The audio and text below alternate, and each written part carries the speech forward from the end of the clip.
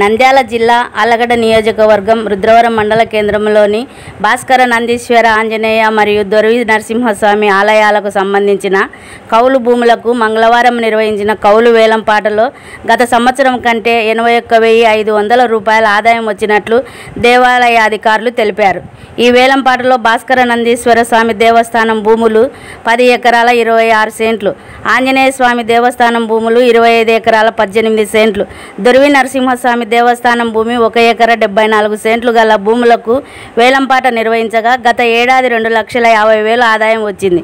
అదే భూములు నేడు వేలంపాట నిర్వహించగా 3,31,500 రూపాయలు వేలంపాటదారులు వేలం పాడినట్లు ఈఓ సాయి జయచంద్రారెడ్డి తెలిపారు. ఈ కార్యక్రమంలో గ్రామ పెద్దలు, పోలీస్ సిబ్బంది, గుడి పూజారులు, వేలంపాటదారులు తదితరులు పాల్గొన్నారు.